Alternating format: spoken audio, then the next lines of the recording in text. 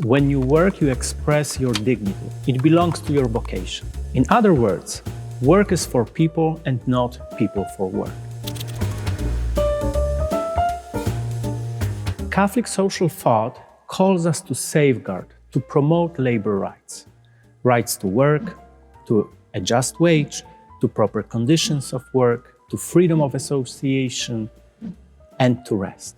If we want to pin down one issue that is at the origins of modern CST, it would be work.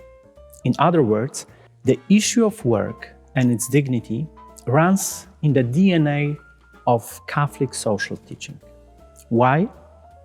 You may recall that Rerum Novarum, or the New Things, was the title of the first modern social encyclical in the Church. Those new things, or challengers, referred in the title, were closely linked with the rights of workers in modern industrial labor conditions. When I say modern CST, I mean the development of Catholic reflection expressed in the Church's magisterium. The encyclical letter of Pope Leo XIII, Rerum Novarum, marks its beginning. The issue of work is so crucial because it's tightly connected with human dignity.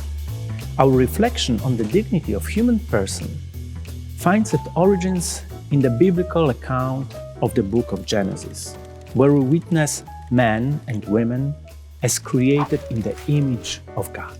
Right afterwards, we are invited to participate in the work of creation, and by our work to take care of the earth and the rest of the creation. This is our vocation. The turmoil appeared only after the fall. We have to deal with the consequences, that labor is difficult and often experienced as a burden. But, and most importantly, work can also allow us to grow and to develop and can contribute to our fulfillment. To work is a way to be a human being and to be in the image of God, who is at work by creating the world. On the philosophical level, we can distinguish two meanings of work. The objective meaning of work is about the transformation of environment, the effects and fruits of labor, the quantity and quality of the work we perform. On the other hand, in the subjective sense, work is the activity of human person as a dynamic being capable of performing a variety of actions that are part of the work process and that correspond to his or her personal vocation. This subjective meaning is about the impact of work on the person as the one who performs the work. How you realize, express, and put in action your dignity. How you develop and grow. And guess what? The subjective meaning of work takes precedence over the objective. Why? Because work is for people and not people for work. We work to live and not live to work. The subjective meaning of work is about the dignity of work. When you reflect about it, this is a groundbreaking consequence that shifts the discourse from social towards personal issues and responsibility. Idleness, doing nothing, is the enemy of work and of human being. You are created to strive through work to self-expression, self-realization, and to your fulfillment. You are encouraged to find the meaning of your work. But now, let's explore the social aspects of the dignity of human work.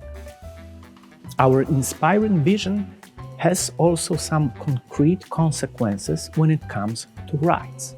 The rights of workers, like all rights, are based on the nature of human person and on their transcendent dignity.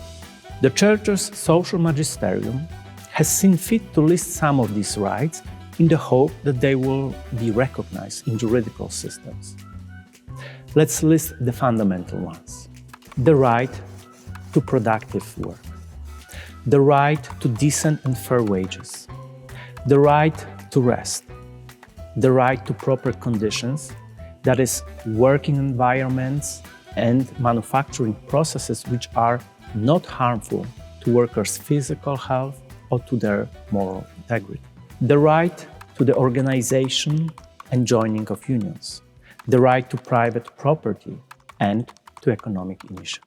If the dignity of work is not protected, in many cases, poverty results from a violation of the dignity of human work, either because work opportunities are limited or because a low value is put on work and the rights that flow from it. This brings us to briefly see the relation of the dignity of work with other core principles of the CST. First, we have the principle of common good. Work enables people to contribute to the well-being of the larger community. Work is not only for oneself. It is for one's family, for the nation, and indeed, for the benefit of the entire human family. As already mentioned, work is closely connected with private property.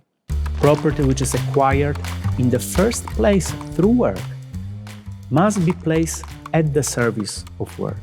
This is particularly true regarding the possession of the means of production.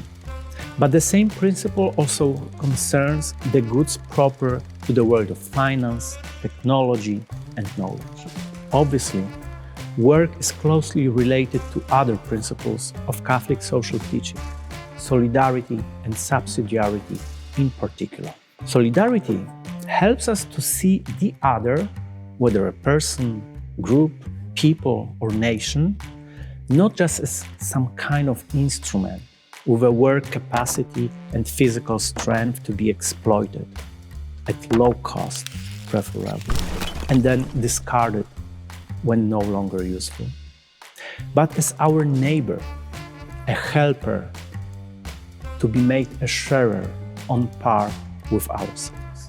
On the other hand, subsidiarity helps us to organize work efficiently and with respect to the autonomy and responsibility of each involved party. All in all, Catholic social thought about work is a cutting-edge perspective, an important voice that strengthens the realization of human dignity, from basic issues like a just wage to more sophisticated modern challenges like meaningful work and professional and personal development.